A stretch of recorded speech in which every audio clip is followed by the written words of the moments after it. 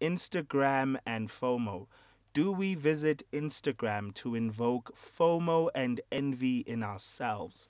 And I don't know. I was speaking to a friend of mine last night, and she was basically telling me that Instagram does not invoke FOMO within her. So whenever she's on Instagram, she does not feel a sense of a fear of missing out, and she doesn't have a sense of envy.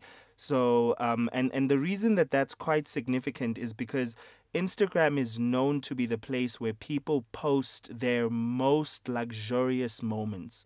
You know, people post being on the beach, they post being at restaurants, and they post their pictures of their relationships with their partners when they fall pregnant, when and you know they share a lot of moments, and it's visually stunning. Now, Facebook, on the other hand, which is interesting because the friend that I was having a conversation with was mentioning to me the fact that whenever they go on Facebook, that's where they feel the FOMO. Like, Facebook actually makes them feel a sense of envy. And I found that to be quite interesting. I was like, you get FOMO from Facebook? I know I get it a lot more from Instagram. So I found that dynamic to be quite interesting. You know, when you call it FOMO, and if you don't know, the term FOMO, FOMO, is a term that means fear of missing out. So it's an acronym.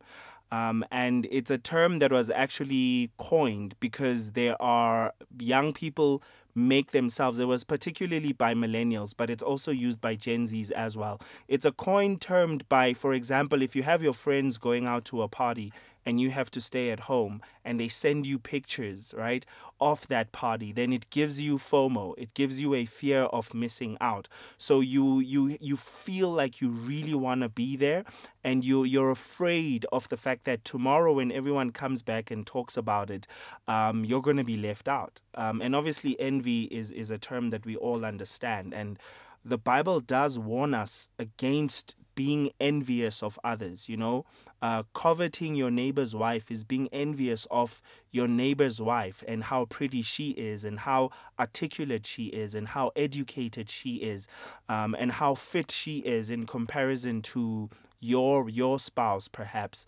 And that is, there's a huge danger in being envious, and in not just in being envious, but a huge danger in continuing to entertain envy and putting yourself in situations that make you envious, right? There's a very, very big danger in that. The Bible warns us about being envious of other people's things, or being envious of things that we feel we cannot have, but we really want them. Now, you might be sitting and asking yourself, like, how do I stop myself from being envious of other people? Because one thing that I've noticed is that envy can be involuntary. Like, you don't sit down and meditate. You know how in law they have a thing called premeditated murder. Like, you actually sat and premeditated on it, meaning that you actually sat down and planned it, and you intended to do it, and you had a long period of time to stop yourself, and you didn't. Now, unfortunately, envy doesn't work in that way. Whenever you pop onto Instagram and a picture pops in front of you, it is at that very instant of you seeing someone who has something that you wish you had.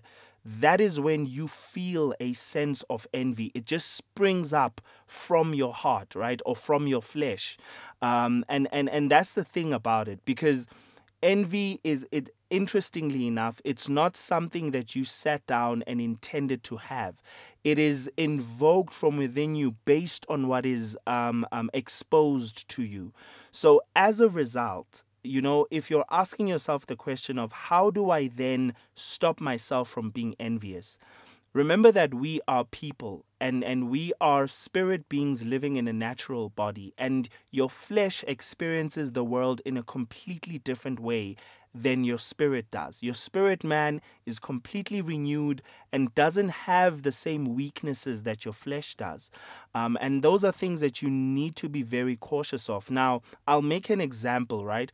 I was at an event not so long ago, and someone at that event, he was wearing Gucci slippers and he was wearing label, basically. And you can tell that he's a person who prides himself, because he even mentioned it as a joke, like, yeah, I'm wearing Gucci, you know? And it was his way of subtly throwing your attention towards the Gucci that he was wearing. A few hours later, he was making fun of me for wearing a shoe brand that was not a label. He had no idea where I bought it. He had no idea how much my sneakers were, but he was making fun of my sneakers. And the thing is, after he did that, like I even thought about it even after the event. It did touch me somewhere, you know, because there are some of us that it's not Instagram, it's not TikTok, it's not Facebook. It is in real life, because you are surrounded by friends who clothe themselves in apparel that you are envious of. You would love to own the Nike t-shirt or the Adidas sneakers. And we all know that those sneakers are very expensive. They cost as much as groceries, right? And in some instances, you may find that you could be spending someone's rent on sneakers. And I can't bring myself to doing that. I absolutely cannot.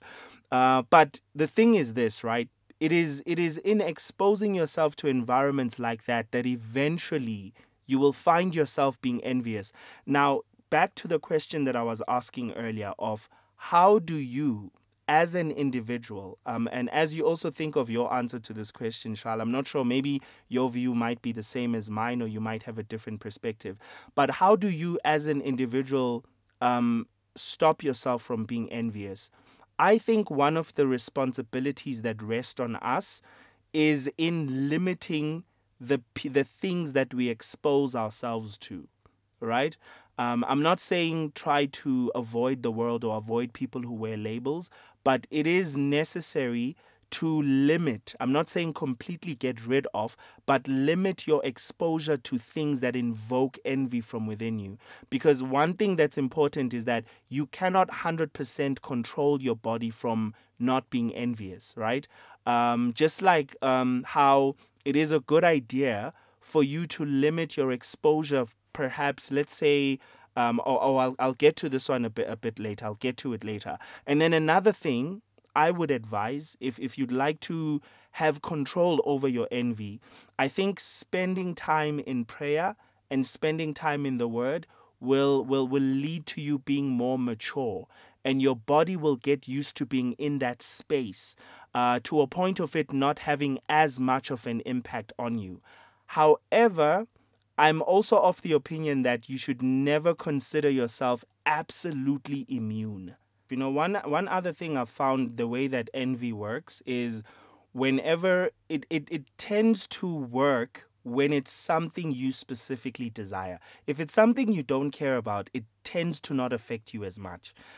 So, for example, if having a family and getting married is important to you, whenever you're struggling to get married and you're seeing other people get married, like, envy will really hit home. It'll echo within the corridors of your being. That's actually a quote from one of my poems. Right? It'll echo within the corridors of your being. Like, whenever you don't care, if you don't care about cars and you don't like, someone would really have to bring your attention to the fact that you don't have a good car. Or it won't hit you as often enough. It'll hit you now and then when you see your friends driving their fancy cars, but you'll get over it fairly easily, right?